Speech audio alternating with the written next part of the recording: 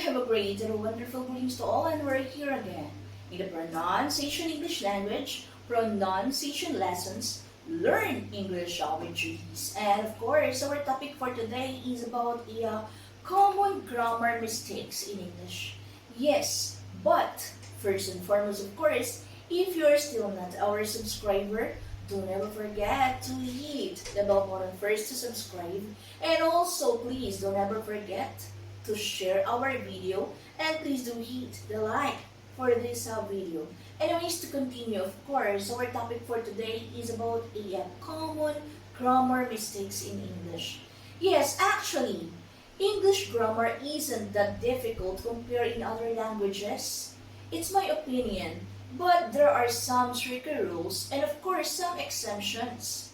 Unfortunately, you're gonna need to remember, so in this video, we'll take a look at it of a most common grammar mistakes that I hear people make. So, coming number one, we have the subjunctive. Yes, many people, including native speakers, are not even aware of the existence of this subjunctive mode in English. Yes, so here's to tell you that yes, English has a subjunctive mode. Most likely Spanish, Italian, French, but don't worry because it's so much easier. So for example, take a look at this sentence. It's important that she buy a new car. That buy is not the present of the indicative, and it's not infinitive. It's a subjunctive. You will notice that I did not say buy is, even though it's a third person singular. As you can see that the subjunctive is a base form of the verb. It does not have the S for the third form singular. It's just a base form. For example, the subjunctive form of to buy is buy. To work is work. Very easy. Now, when do we use the subjunctive? The subjunctive is usually employed in formal language and in written language. We use it in a subordinate clause. After that, I've given you an example, don't worry. So if you have this type of construction, it's important that, it's essential that, it's advisable that, it's that plus subjunctive or with the verb asked, advise, request. Example, I asked that, I advise that, I request that. So when you have this type of construction with that, it's very likely that you need a subjunctive. So careful. Pay attention to it. Example, it's advisable that she rest for a week. As you can see, it's really easy, but English loves its exemption.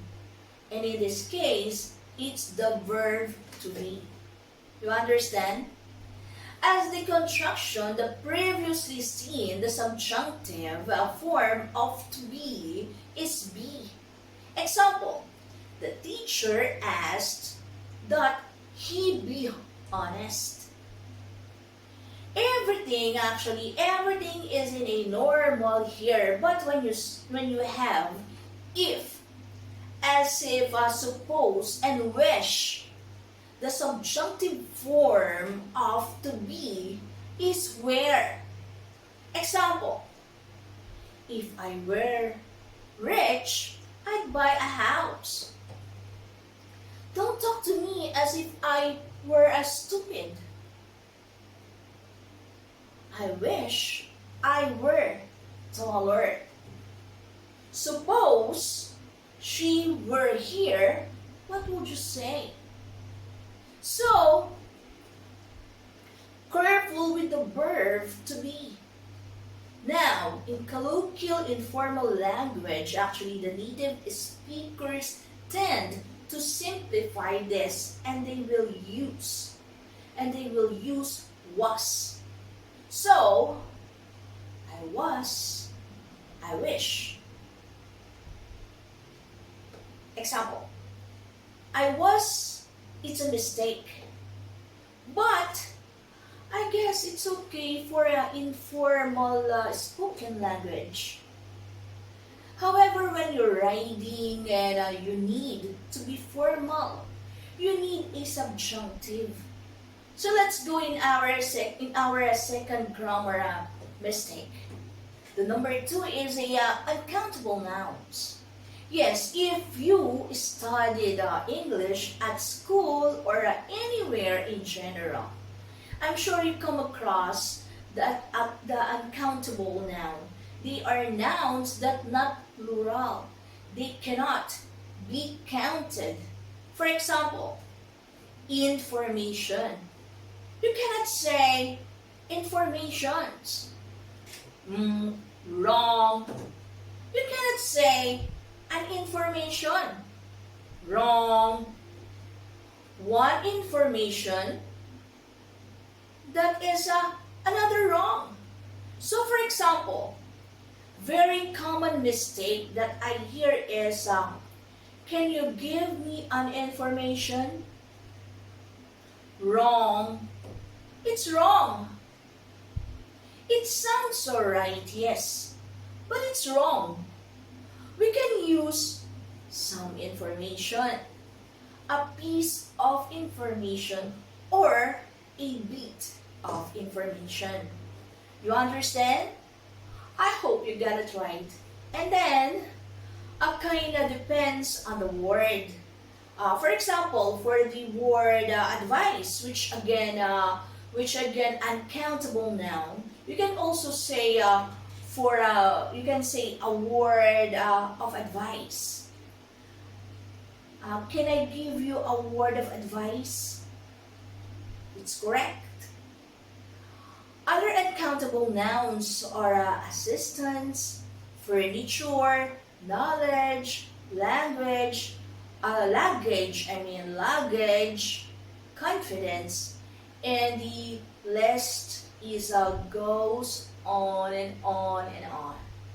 And I think the only way to master this is by doing a lot of comprehension. Watch videos, watch movies, or watch a series.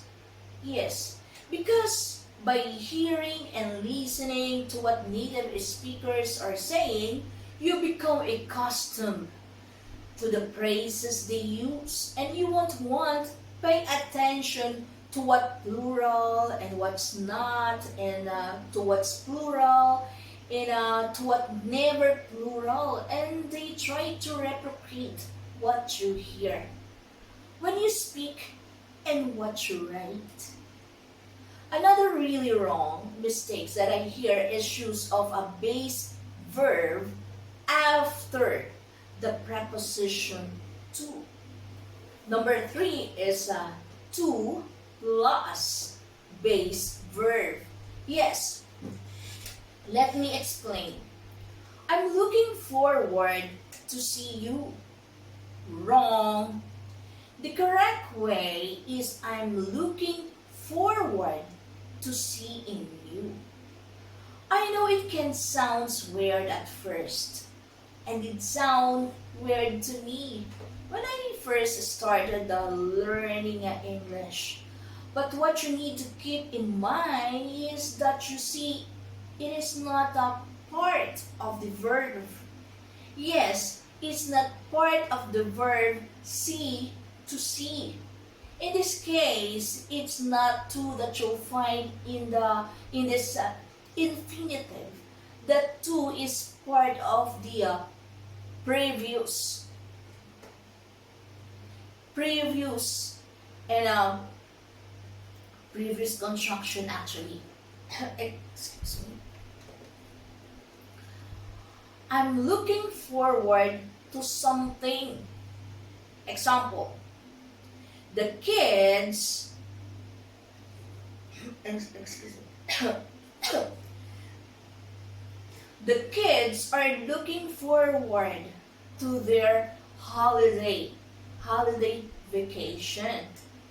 So when you replace something with a verb, you need to use the ing form. Another example could be, I'm used to a spicy food. Noun. You understand? I'm used to eating spicy food. And this is a verb as a noun. Because I'm using the verb as if there were a noun, as if were I'm using a subjunctive. So another example, she is dedicated to helping the poor. They confessed to committing the crime. Can you see the pattern? I hope you understand and I hope you get it right. I'm using a verb as a noun. Noun, this is noun. He's opposed to the project. And this is a verb as a noun.